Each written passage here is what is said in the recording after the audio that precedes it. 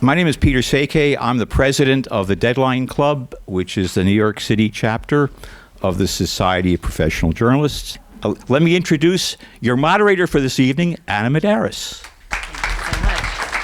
Thanks, Peter. Thanks, everybody, for being here. I'm going to echo some of the other thank yous to our media studios team here at Insider, our operations team. Got all these chairs set up, got all of the setup here. My handsome husband in the back, who also happens to be the videographer, volunteering his skills for the evening, and his assistant, James, and all of our wonderful panelists here with a lot of life experience and career experience. And, you know, I've heard multiple times that people read the description and they were of this event and they're like, is this person in my head? I'm like, yeah. So there's some, you know, we're all kind of thinking the same things, and I'm excited to see such a good turnout for an in real life event. Again, this originally started as potentially a Zoom panel, but I think for this kind of a topic, it's really important that we can all actually meet each other and make connections and have a discussion in person. So thank you all for being here on this rainy night. I just want to add a little bit more besides my titles here. I am a mid-career journalist. I started my career in trade publications at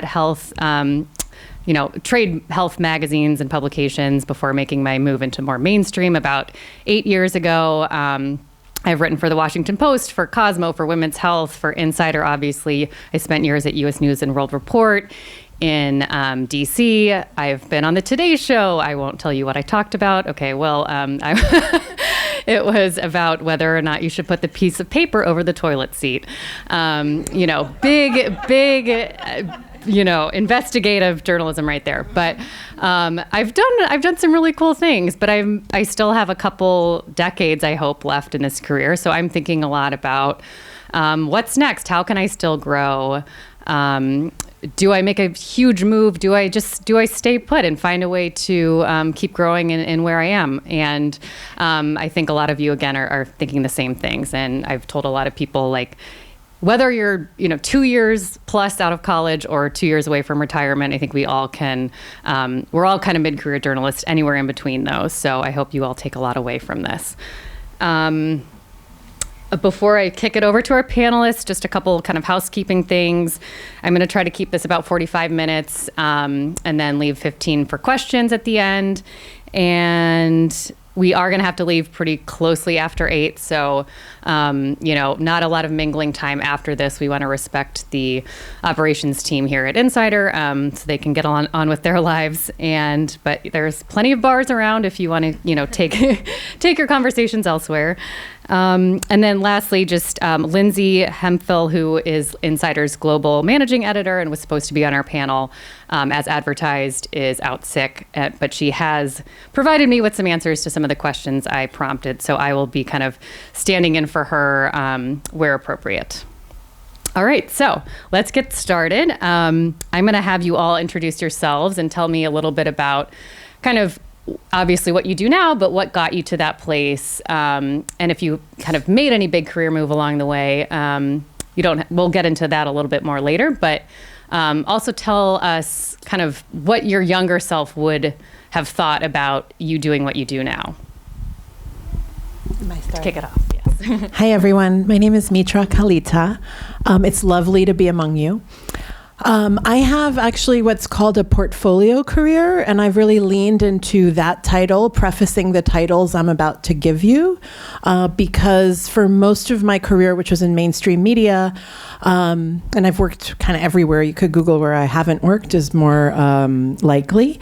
For much of my career, like, people would say, I can't keep up with you, you're doing so much, or I don't even know where you work anymore, right? Because if you are not like the president of the Deadline Club who's been in one organization, like, as I was coming of age in journalism, the only way to get promoted or to make more money was to jump ship. And so I spent my career in like 6-ish places until I turned 44. I was at CNN as a senior vice president. And I decided to leave to launch my own company. So today, there's 3-ish things I do and a few others that we can talk about maybe more in the Q&A. If you have questions about them, I'll just rattle off what I do, which will take the next hour. No, I'll be fast. So I write a column for Time Magazine on the future of work, careers, capitalism, diversity, democracy, basically like anything I want, but tortured through the lens of work, which is everything right now. I run a series of newsletters out of Queens called Epicenter. I'm the publisher, co-founder, and CEO. Those newsletters are Epicenter, which focuses on community and civic engagement, The Escape Home, which focuses on the second home market, and The Unmuted, which is for New York City public school families. And lastly, but not least, I run a network called URL Media. I'm the CEO and co-founder. URL stands for Uplift, Respect, and Love. We're a network of 20 community media organizations around the country that are all Black and Brown owned or operated. We share content and advertising. And importantly, we have an arm of recruitment. So we do executive placement, we work with companies, but we really pride ourselves on being candidate-led. And then the last kind of bucket of stuff I do, I'm on the board of the Philadelphia Inquirer, I'm on the board of the News Media Alliance. I do occasionally freelance with all the free time that I have. I do some public speaking, and I've written 2 books. So that's kind of the bucket, like if you're like, I might want to try this, this, and this. My email, I'm going to give it to you now because I do have to jet at like 8:07, is mitra@url-media.com. We can talk more about kind of networking and like how you reach out to people, and I have some thoughts on that, but I share my email at the outset because I do believe we are in community together. Like we've come out of an experience that really shut a lot of us off from access, and so I pride myself on truly being accessible to fellow human beings, not even just other journalists, go figure. And so I, welcome your outreach. Thank you. Go on. Okay, Ali. It's on. The green light, is it on? No? Mine's not. Yeah, thanks. All right. Well, to follow that, it's a little bit more simple. So I'm Ali Stelzer. I'm a recruiter for NBC, mainly focused on this year, Meet the Press, anything today related, anything design, art related, and then podcasts. So I'm kind of all over the place. But I fell into recruiting, like most people that I know in talent acquisition. Like I went to school for journalism. I think 18-year-old me would be very worried that I was something anywhere close to HR related. That's just not who I am. No offense to HR, they're great. But it's one of those things that when I moved to the city, I had needed a gig. So I got a temp gig working as an HR/talent acquisition coordinator for a digital media company, Thrillist. And ended up falling in love with it. I was pretty good at it, so kept with it, and it's the path I decided to stick with. Yeah, let's just put it down. Hi, I'm Chandra Turner. I'm also a recovering journalist. I went to journalism school, worked as a magazine editor for 25 years. Glamour, Cosmo Girl, Parents, all the places that don't exist anymore. I joke, you guys are supposed to laugh about it. It's not funny, but most of them have been dead for a long time. But I loved my career in magazines. I always start when people say, what do you do? I always say first, I'm a former magazine editor, or I'm a former editor, or I'm a former journalist. And now I do this. And I'm trying to train myself to say, I'm a recruiter and a career coach. But I can't help myself from saying, but I also used to work in magazines, because it's so much a part of my identity. I actually saw a study that was done by this guy out at University of Kansas, or is it Kansas University? I think it's Kansas University. And he did a study about how journalists, even when you pivot to other industries, you identify as being a journalist more so than any other profession with your original profession. So accountants apparently can switch and become biochemists and do not still identify as accountants. But journalists always identify as journalists. So that's essentially who I am. I was a magazine editor for many years. My young self would be horrified that I'm not still working in editorial, but I would hope that she would understand, because there are no more jobs for me in magazine journalism. But I've always been a connector of people, and that is really where how I got to where I am today. I started an organization when I was 22. That was just like last year. I started an organization when I was 22, when I first moved to New York City, called Ed 2010. Ed 2010 was to be editors-in-chief by the year 2010. A lot of us became editors-in-chiefs or led in newsrooms and magazines, but only one of my close friends is still in magazines out of all of us. She's now the editor-in-chief of People. Yay, Wendy. But pretty much everybody else has transitioned into something else out of necessity. So my job now is to help place editors, journalists, writers, content creators in roles within media, but also outside of media, working for brands, corporations, doing content marketing, brand publishing, branded content, all the things that people all intermix the names of. So I work as a recruiter to help make those placements. I also work within media as well, because, like I said, it's always going to be true to my heart. So that's essentially who I am. I'm allergic to carpet, and I don't want to start coughing over it. I will. I know. I really am. So my name is Tatsha Robertson. I also, I started in newspapers, actually. Newspapers and then magazines. I started at my hometown paper in Greenville, South Carolina, and then I moved on to a larger paper in Gary, Indiana, and then Minneapolis Star Tribune and Boston Globe. And then it seems like I always change when there were layoffs or buyouts. So at the Boston Globe, I was a national rover, and all I did was just like rove around the country. It was a great job. And then I became the New York bureau chief, and that's where I met a few people here, and that's probably why I'm here. I met Jessica. I became the New York bureau chief, and I was just the chief of me because it was just one person in the office. But I loved it. And then I left there and I got into magazines, into Time Inc., all the big magazines there. I was a crime editor at People. And so I just, after I left there, I was like, am I ever going to be in journalism again? And so I pivoted and became a ghostwriter. I've written a lot of memoirs for famous people. I can't tell you who, but so you could check me out on TikTok.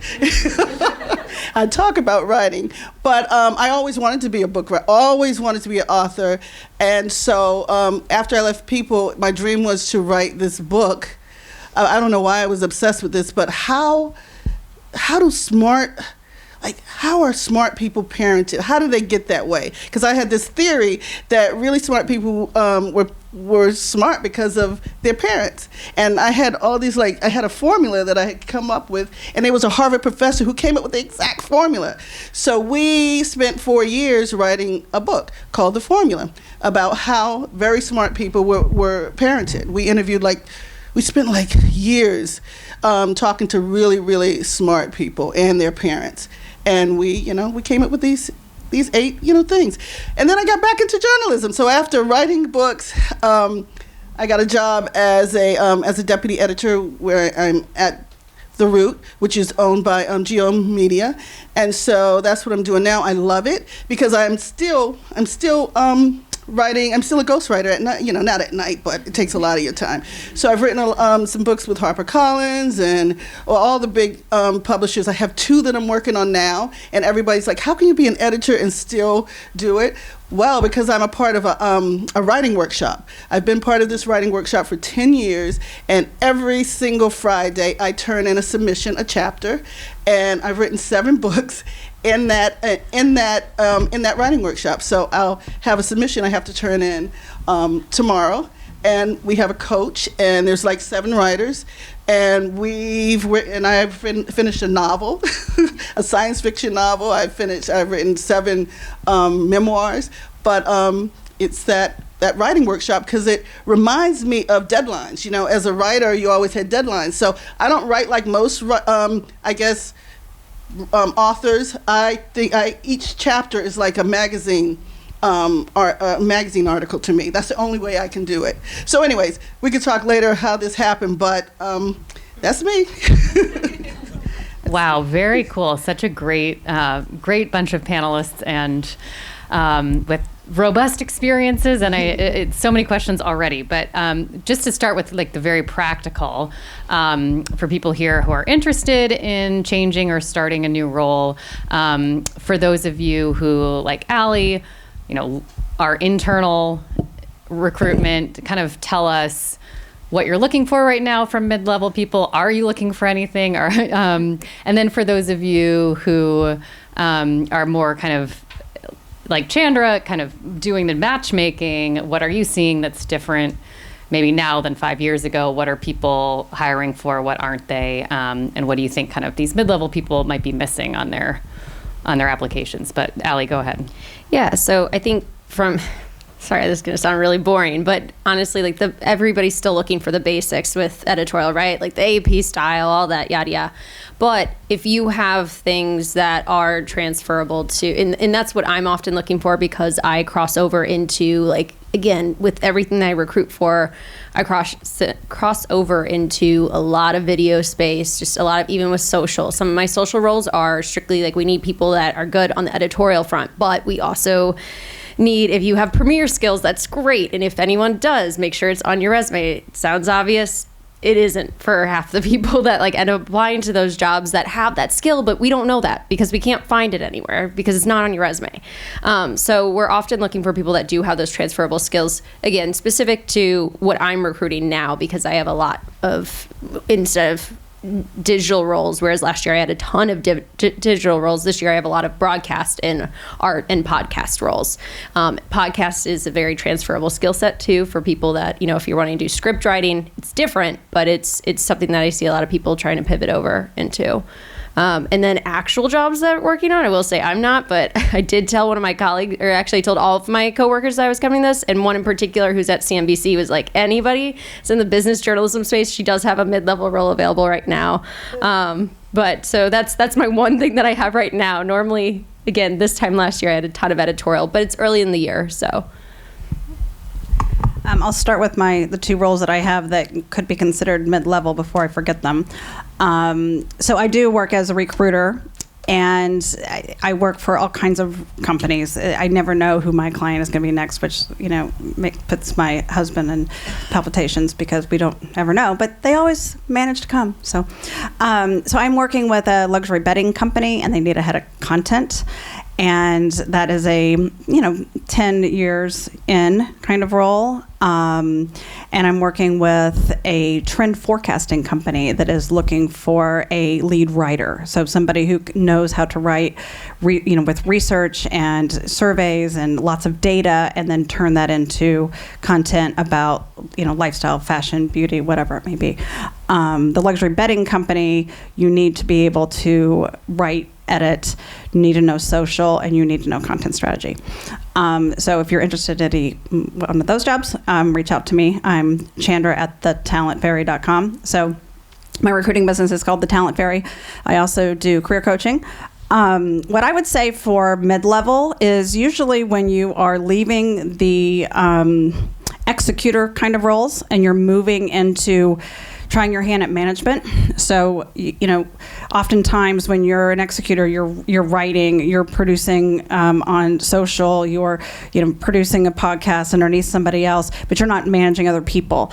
And the frustration that I see with mid-level journalists is that it's kind of like when you were first starting out, and it's like, well, you need clips and to get the job, but then how do you get the clips if you don't have the job? And it's like, so, but the same thing kind of happens with management. So to move up to those levels where you're going to be a director of content or a head of a vertical or whatever the case may be, you're usually going to be leading a team, right? I mean, unless you're working in your team of one, which unfortunately has happened too much in journalism. I was a team of one now. Yeah, that's what I'm saying. Is it's like you can manage yourself pretty well. But so it's finding opportunities and asking for opportunities within the organization so you can get that management experience. And you perhaps have experience managing freelancers, but you don't have experience managing people. But try to be in charge of the interns. Try to be in charge of ask if you can top edit somebody's work. Ask how can you collaborate and work with other people, and how can you do more cross departmental collaboration so you can show that you have those skills too, and not that you're just an executor, that you're just do one thing and that you don't have your hand in bigger picture strategy. So that's what I see when people are trying to bridge that, I want to move up to this next level where I'm making more money and I'm in a more senior position. That's what I usually hear. Do you have to leave? Yeah. I'll just piggyback on that real quick.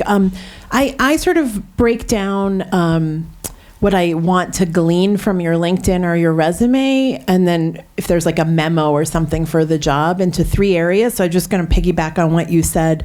The first is vision. Like, can you level up from kind of the hamster wheel into articulating what you're all about, right? And where you want the organization to go, or where you want this role to go. So that big picture, and really showing that you've thought about it. You've thought about it in your own career, who you are. A lot of this stuff requires introspection before you apply for something. So there is unfortunately work on your part. There's and I'm happy to kind of email this around or follow it up, but there's different values exercises you could do to get to that vision.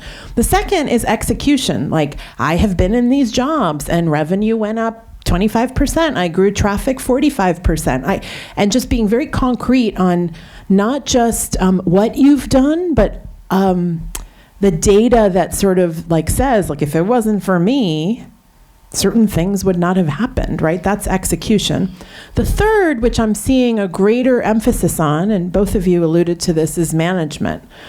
So for the first time, I've been hiring for about 20 years, but for the first time over the last few years, we're finally talking about what is your care and feeding of your people like? How vulnerable are you?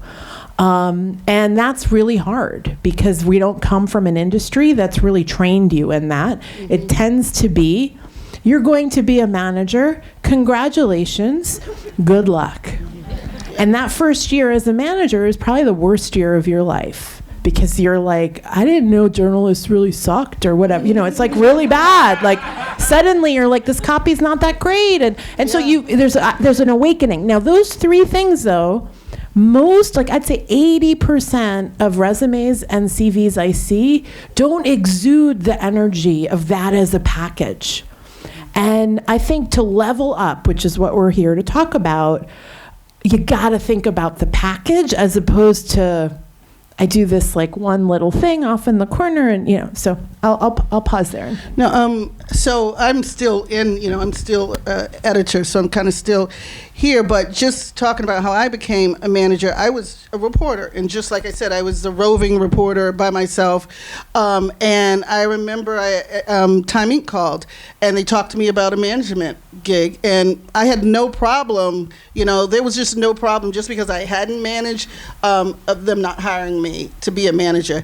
Now that first year, I think I was at Essence, and I edited younger people, but I remember editing the type of people who I just loved, and I had been watching their careers, and all of a sudden I was editing them. I mean, I remember one lady, she's really famous, a writer for the New York Times, and she would do a lot of freelance. And I remember being a young reporter, just like I was at SPJ, going to all these conventions and listening to her, talking to Isabel Wilkerson. You probably heard of her. And here I am editing Isabel Wilkerson. I was like, what? And all these famous writers. And I remember just you have to jump in. And then when I was at people, I mean, if you know anything about people, the crime writers, people think, that, people is just it's a feature magazine. The crime writers are some of the best, most experienced writers in the country. I mean, and I was their editor, and I had written crime stories for years. But the good thing was that all of our stories had to be lawyered, and so I had to deal with lawyers all the time. Yeah. But just having that experience and being able to just believe in myself, despite the experience of other writers. I mean, that really helped me. Now that I'm doing digital. That's something different. I mean, now I'm dealing with younger writers, and they're very different now. A very different crew of writers who are the hardcore journalists. Those days are gone. These are journalists who are really empathetic. I mean, they want the empathy, and they will also come at you. It's a whole different, this young lady. I remember she wanted to. I wanted her to cover the story. It was a crime story. She wasn't used to crime, and she just refused. Told me, "I am now." I'll never forget. She said, "I'm feeling.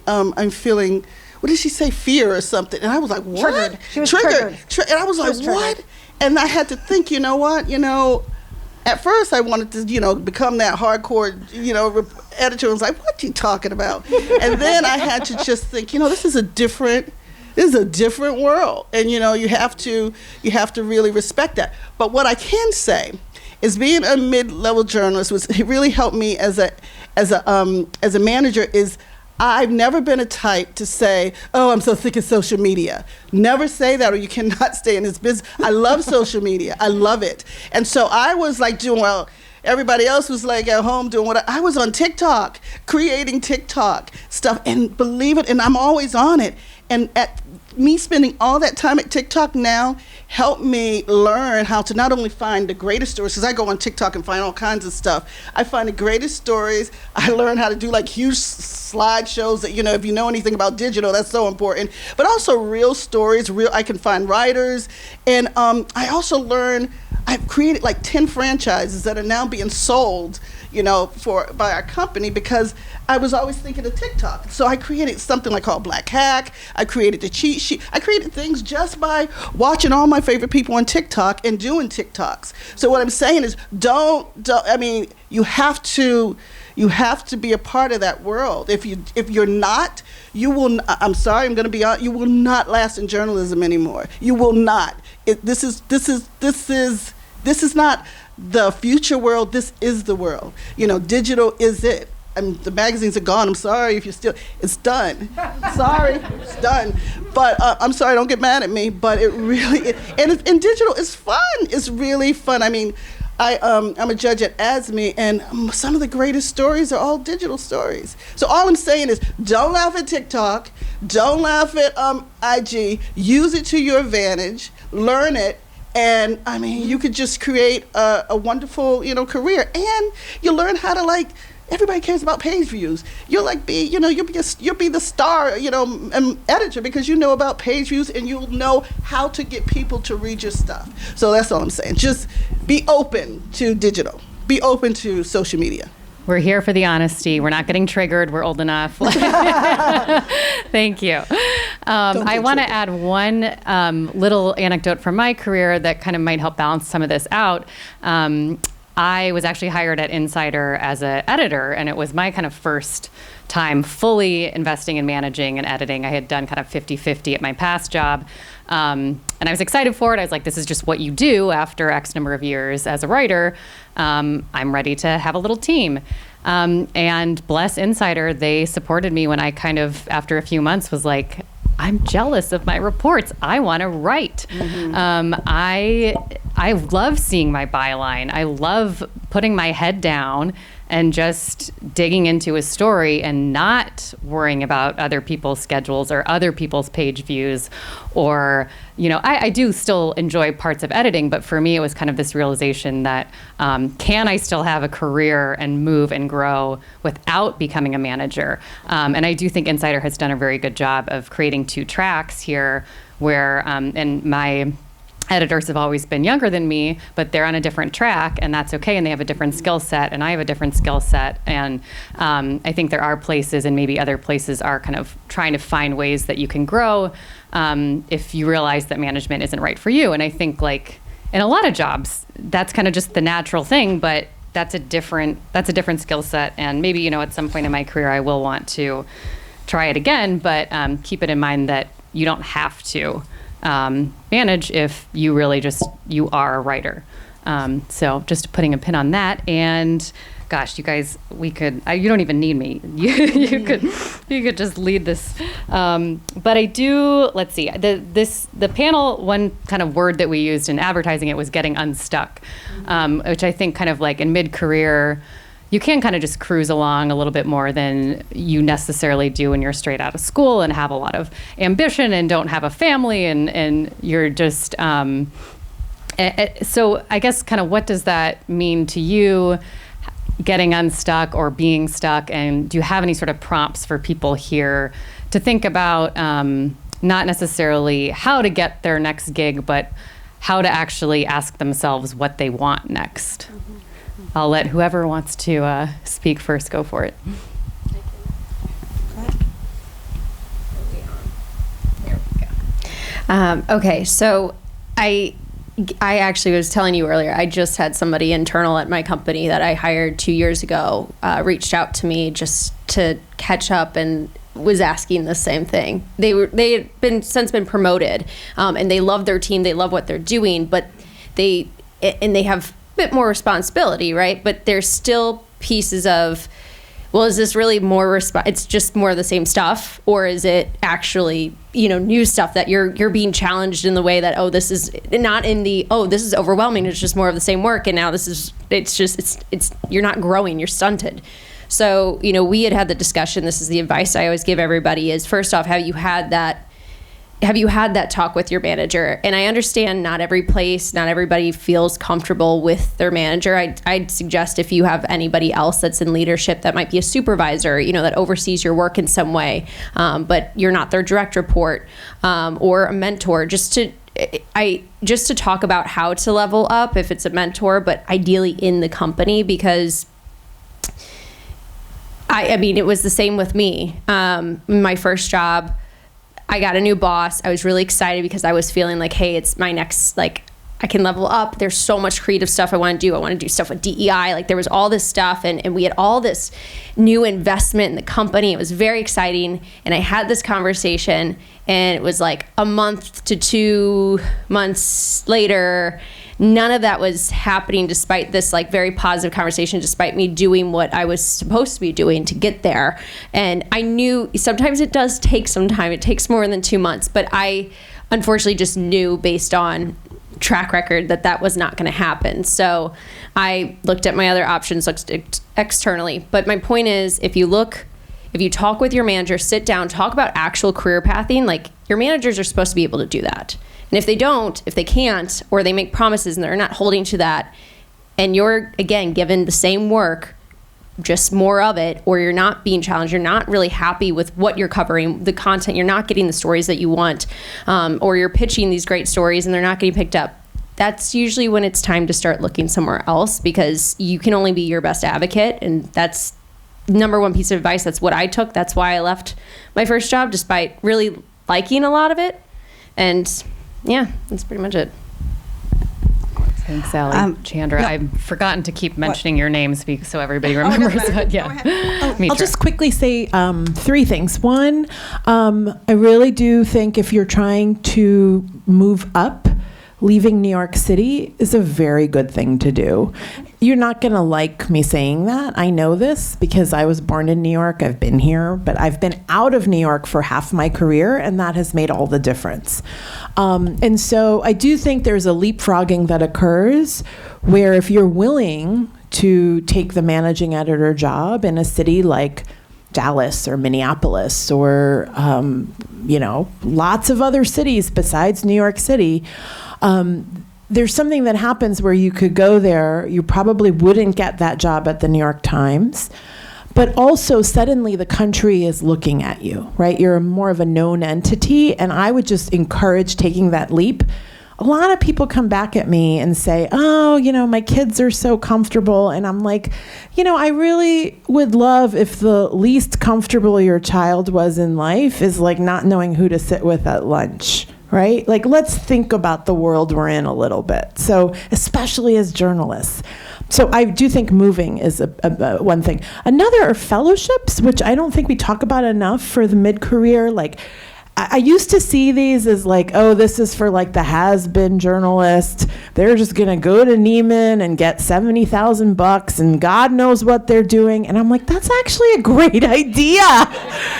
Just because it allows you to focus on you. Like, what's the reset button? What do I want? How can I be stimulated, maybe geographically in a different environment, but also a setting like a classroom, a story that you want to dive into. I just think there's so many ways to take advantage of like not as much money as maybe you're making now, but somebody's going to pay you some money for that. So that's one thing.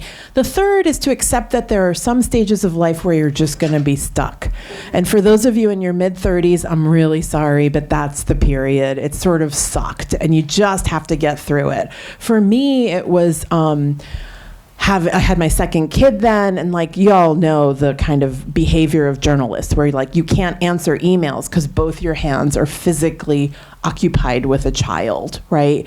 And it just feels like you can't jump in there, and somehow your career is like it feels stuck. Physically, you are stuck. And so I just think that there's a little bit of grace you can give yourself. In hindsight, I was so hard on myself in this time period.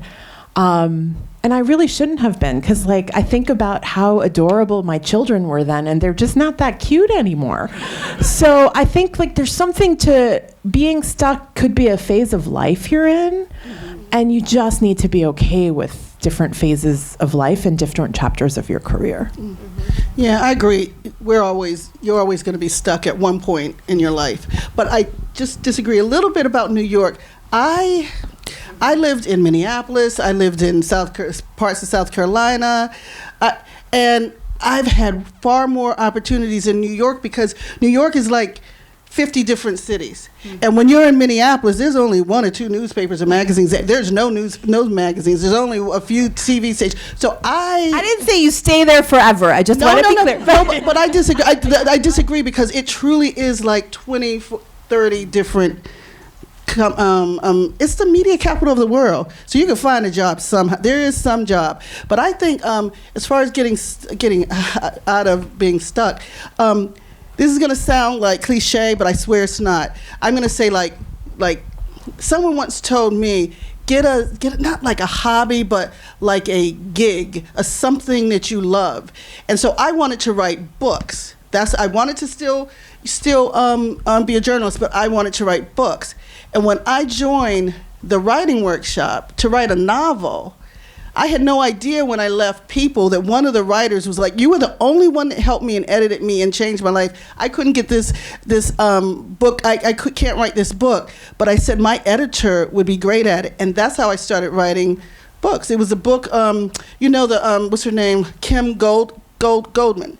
Her brother was killed with the whole O.J. Simpson case. So we wrote a crime book because I was a crime editor at People. But just, so if I hadn't been working, doing the writing workshop, writing my novel, and learning far more about writing than I ever learned in any newspaper, but in, writing a novel, really learning the skills of writing there, I would have never been able to write nonfiction books. And that was like just I don't want to call it a hobby because I was serious about it. I was like, my book is going to, sell one day.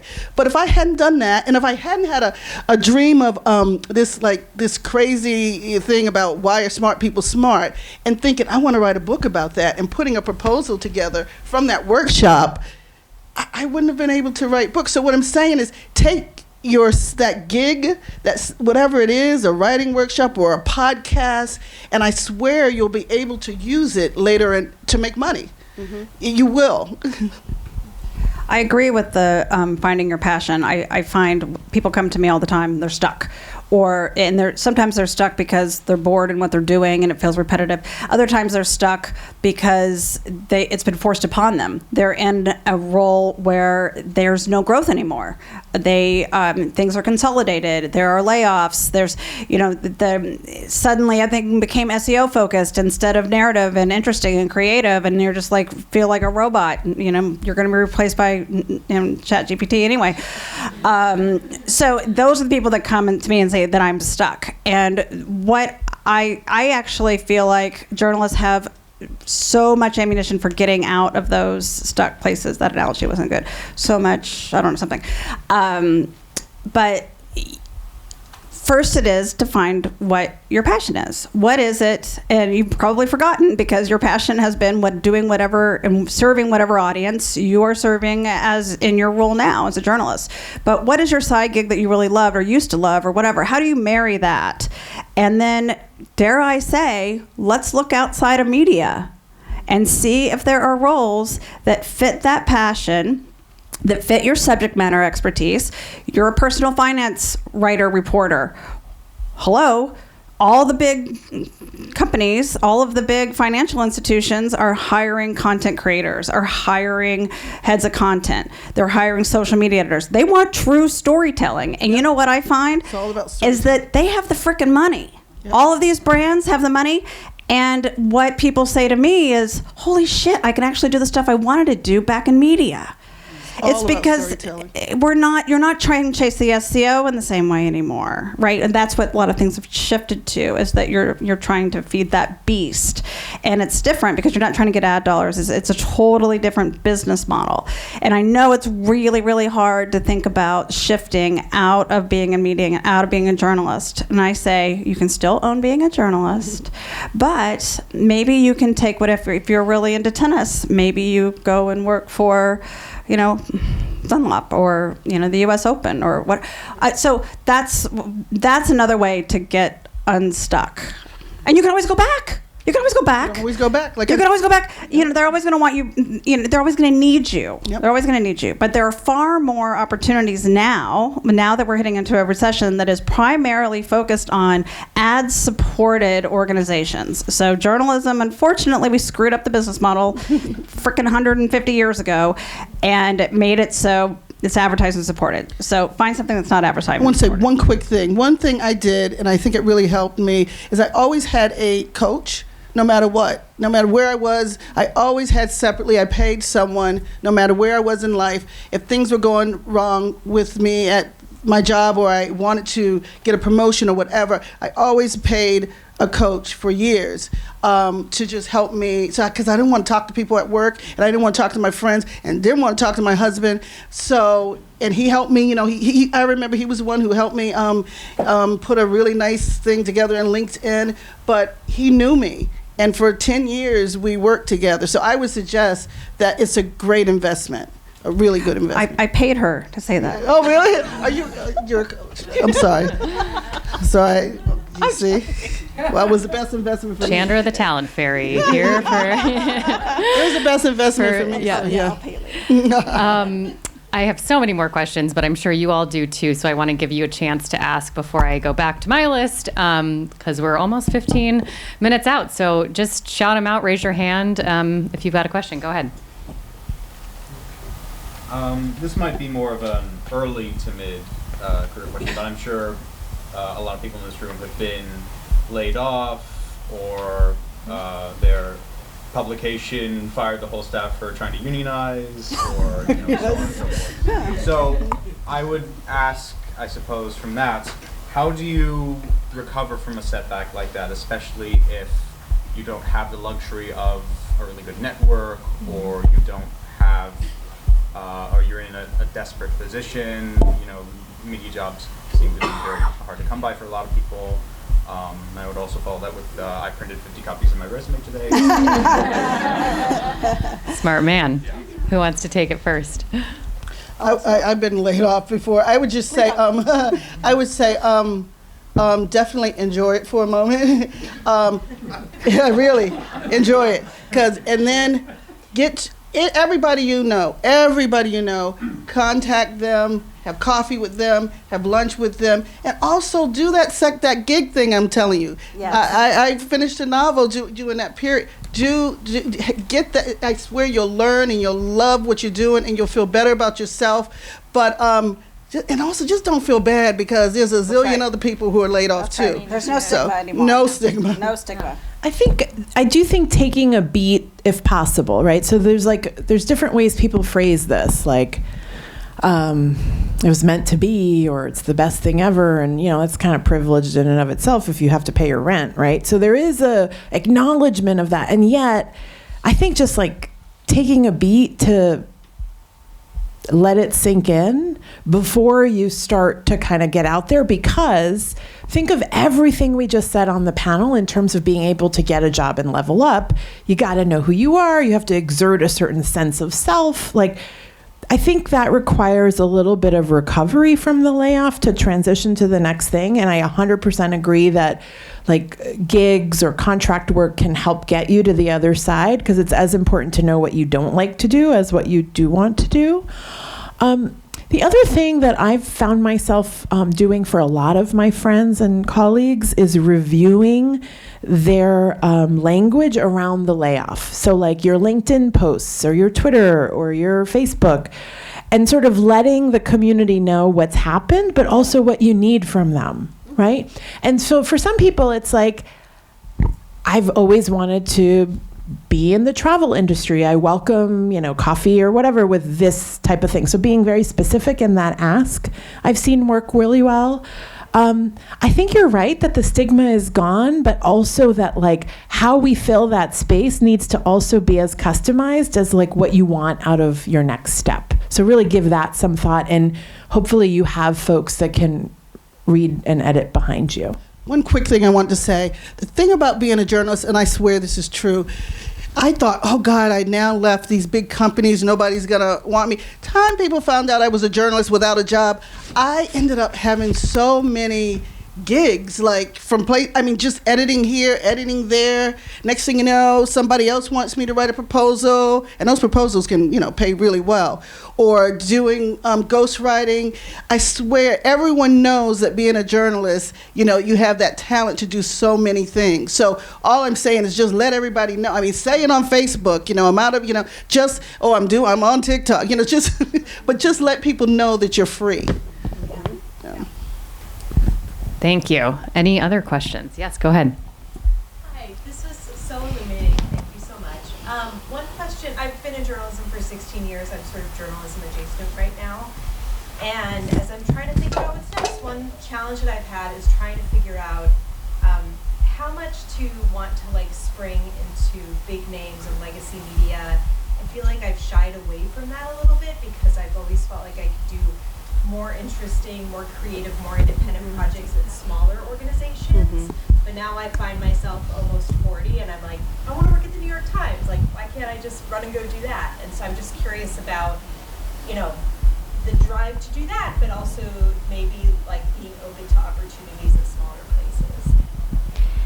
I can take Good question. Go ahead, Ali. Yeah, because that's exactly what I did. Until I got to NBC, I was at digital media startup. For me, I left for other reasons. I wanted to get out of that industry. I honestly was looking at moving into a creative marketing space at that point because it was creative and it was more secure, not for my own job stability, but people in the industry. And then NBC, it just kind of happened. And the funny thing is I had always, when I was younger, wanted to work there, right? But I shied away from it because I thought the exact same thing. I could do way more once I fell into the industry. I could do way more at these smaller because there's more room for to build and more opportunity. But what bigger companies give you is the tools, the resources. in my experience thus far, and my colleagues and people I know at our competitors, like there's more support from management. There is internal mobility, and that's huge. And like for us, there's people that want to get from the associate producer level for a show, but can't get to that, whatever type of producer, like a line producer, because they don't have that experience. Well, our company offers trainings for free internally that you can sign up so you can get that experience in whatever programs and systems. So it's little things like that actually make a huge difference that you don't always know about until you're in it. Like we offer language courses if I'm working with Telemundo a lot, like it's an option. So my point in saying this is there is more certain stability in terms of getting your own skill sets, like and advancing within that, like other lanes. And you might not even, like you said, you're adjacent to, the industry now, but to go back, and I don't know, maybe it's also because it's most, I'm going to knock on wood here, but the most stable, even though it's not always a stable industry to be in, but I think for me, I've never felt more supported. So I think the big companies do offer more. But also, lastly, I promise I'll end on this, I think for a while too, like digital media and like the startup space, those were the hot places to go because they knew social media. They knew, the short, quick, like bite-sized videos. And once all the big companies, big names figured out how to do that, they were paying more. The benefits were better. Again, the stability was a little bit better. If people are losing their jobs, company tries their best to move them somewhere else internally. Like it's just a totally different world, and you don't always know until you're in it, but I highly recommend it, and that's all I gotta say. Any small, I've always worked in big companies, and now GeoMedia is a bunch of smaller, companies, which is great. I find that so exciting. I mean, just far more creative than I've ever been. But I do want to say, if you want to work for a big company, those little companies will help you get those jobs because you get to do so much more. Yes, you get and most big companies hire from those little companies because you're probably know how to do podcasts, how to do digital, and they grab you up. So that's to me the best way to get there. Right. And the big companies traditionally have siloed people, right? In a good or bad way. I love freaking being siloed. I love my job. I didn't want to have to do all the other things, right? But when you're at a smaller company, especially at a startup, you train yourself to do everything, right? And then when you move on so that's a big struggle in hiring. I don't know if you tell me, but when you're consolidating a department into 2 or 3 people, and you're like, crap, now we need somebody who knows social, knows newsletter strategy, and can produce video. And you're like, crap, who am I going to find? Who am I going to get for that? It's going to be somebody like you that worked at a smaller organization that had to do all that stuff. Don't feel nervous about knocking on the door of the New York Times. Yeah, don't. Anything to add? Or NBC. Mitra? The only thing I'd say is I think the big companies help in the confidence department. So for me, I have a lot more swagger because of the places I've worked, even when I'm running a Dinky Queens newsletter. And so I think that's important because that confidence is really what you're projecting into the world. And I can tell working with other local news outlets where sometimes they're like, oh, we're just the Dinky Queens newsletter. And I'm like, I get to say that. You don't get to say that, right? I've worked everywhere. And so I think that what I'm detecting a little bit is like, I want to see what it's like. And I know a number of people now that are making the transition the reverse, big company to small company, because they're so driven by a desire for more purpose or more of what you all are talking about with hands-on. So I also wouldn't see it as a finality or a trajectory that's only upward. I think it's a little bit more crisscross. But try it. Anyone else? Go ahead. This is great. I could ask you all like 10 questions, but I'm going to try and consolidate. I'm hearing a lot about different things that you transition to, or you're talking about like you can transition to podcasting, writing the scripts and ghostwriting, which fascinates me. So how do you go from journalism to that? Or were those like intentional moves, or was it just sort of accidental and people kind of thing? How did that all work out? Well, for me, I mentioned it was a writer that I helped at People magazine, and she couldn't write this book, and she said, "Oh, my editor just left," and that's how I got it. And so I did a good job. I used my journalism experience to write the book in 4 months, and it became a New York Times bestseller. So I got gig after gig after, because it was the journalism experience, because they're bringing journalists to write books like crazy. Right. So it was that I could write quick, I could write fast, I could interview people. I knew to use my tape recorder. If you were in magazines, you know what as told tos are. I didn't know how to write a book, but I knew how to write an as told to, and then to make it, get deeper and deeper and deeper. So it was just what I knew. And people in all these companies know, if you're a journalist, you know how to talk to people, you know how to communicate, you know how to write, you know how to you don't get, your feelings don't get hurt if somebody tell you to rewrite something. So those are all assets. What I find that you have as a journalist is that you know how to write for the reader in this very authentic way that you can't rewire that. That is who you are. And strangely, after all these years, well, I don't know strangely, but, and thankfully, what I'm hearing from brands is that they don't want to hire people with advertising backgrounds. They don't want to hire people with marketing backgrounds.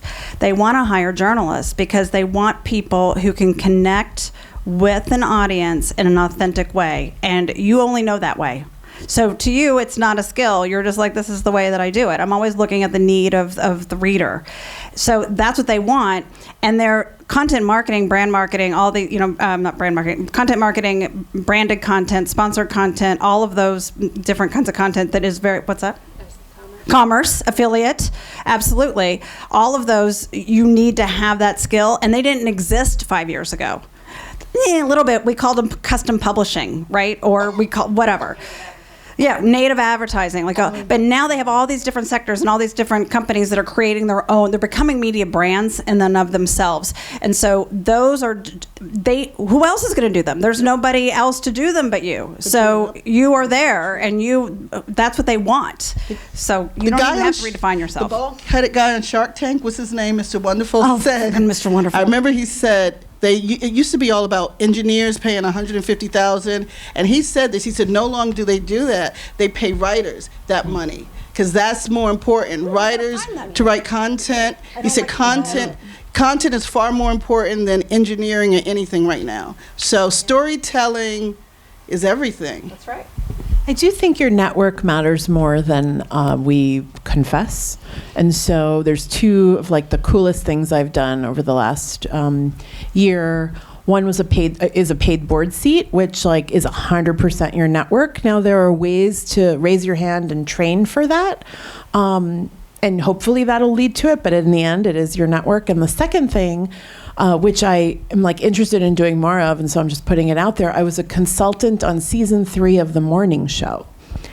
And I have no idea, I didn't know anything of how that works. And that was also through a network. Someone was like, would you be interested? They're looking for da-da-da-da-da. And one thing leads to another. And so I think some of the network piece is, sure, I have friends in somewhat high places or medium places that are doing the matchmaking there.